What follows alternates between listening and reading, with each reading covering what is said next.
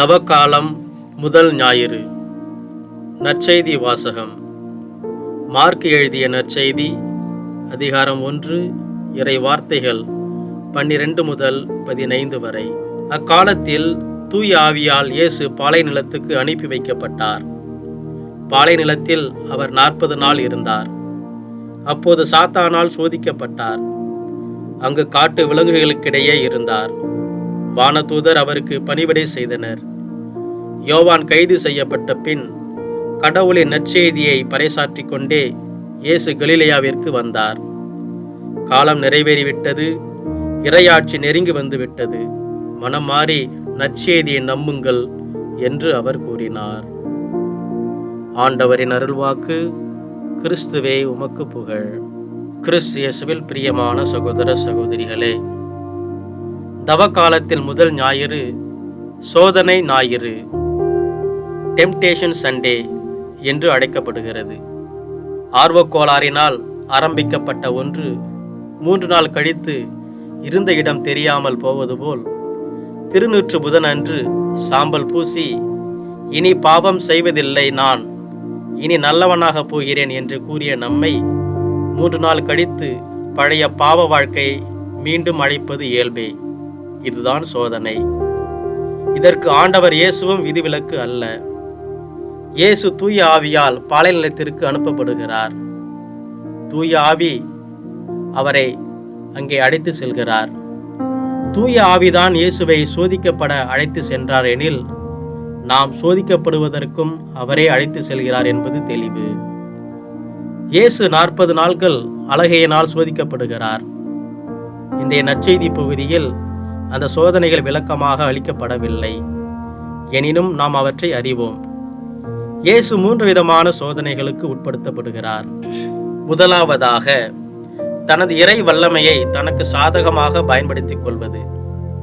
பல்வேறு புதுமைகளை செய்த அவரால் நினைத்திருந்தால் வார்த்தைகளால் கூட விவரிக்க முடியாத பாடுகளை தவிர்த்திருக்க முடியும்.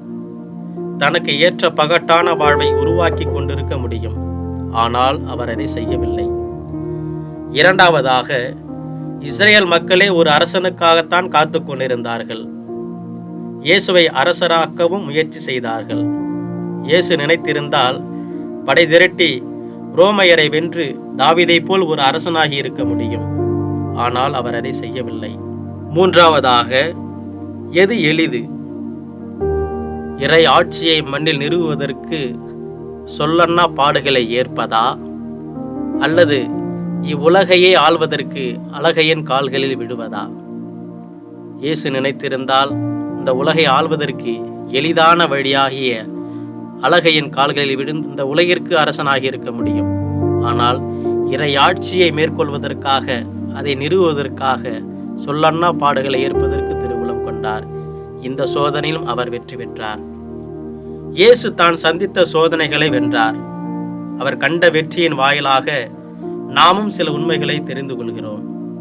அதிலே முதலாவதாக, வலுவற்ற நாம் இறைவனோடு இருக்கிற போது சாத்தானை விட வல்லமை உள்ளவர்களாக மாறுகிறோம். வலுவற்ற நாம் இறைவனோடு இருக்கிற போது சாத்தானை விட வல்லமை உள்ளவர்களாக மாறுகிறோம். இரண்டாவதாக, அழகை நம்மை கவர்ந்துவிட காட்டும் பொய்யான இன்பங்களை விட கடவுளின் கொடை பெரியது என்பதை உணர்கிறோம். மூன்றாவதாக, அலகையின் சூழ்ச்சிக்கு இரையாகாமல் அவற்றை வெற்றி கொள்கிறோம். நான்காவதாக, துன்பங்களினாலும் போராட்டங்களினாலும் சோதனைகளினாலும் நாம் வலு உள்ளவர்களாக மாறுகிறோம். ஐந்தாவதாக, கடவுளிடமிருந்து நாம் பெற்றிருக்கிற கொடை எவ்வளவு மேன்மையானது என்பதை உணர்கிறோம். இயேசு தான் கொண்ட சோதனைகளை வெற்றி கொண்டதன் வாயிலாக நாமும் மேற்சொன்ன தெளிவுகளை பெறுகிறோம். இயேசு அலகையை வெற்றி கொண்ட பின் விண்ணரசு பற்றிய நற்செய்தி அறிவிக்க விரைந்து செல்கிறார். இயேசுவின் நற்செய்தி அறிவிப்பின் 4 கூறுகள் பின்வருமாறு: காலம் நிறைவேறிவிட்டது, இறையாட்சி நெருங்கி வந்துவிட்டது, மனம் மாறுங்கள், நற்செய்தியை நம்புங்கள். கிறிஸ்து இயேசுவில் பிரியமான சகோதர சகோதரிகளே, இயேசு தான் அறிவித்த அனைத்து நற்செய்தி அறிவிப்பு பணியிலும் இந்த 4 கூறுகளும் மையமாகவே இருக்கின்றன. இயேசு எங்கனம் அலகையின் சோதனைகளை வென்று இறையாட்சியை நிறுவுவதற்காக தந்தையின் திருவுளத்தை ஏற்று நடந்தாரோ, அதுபோலவே நாமும் நமது வாழ்வில் எதிர்படுகின்ற சோதனைகளை அவர் கொண்ட வெற்றியின் வாயிலாக எதிர்கொள்ள நாம் முயற்சிப்போம். சோதனைகளை வெல்லுவோம், சாதனையாளர்களாக மாறுவோம், இறையாசீர் பெறுவோம்.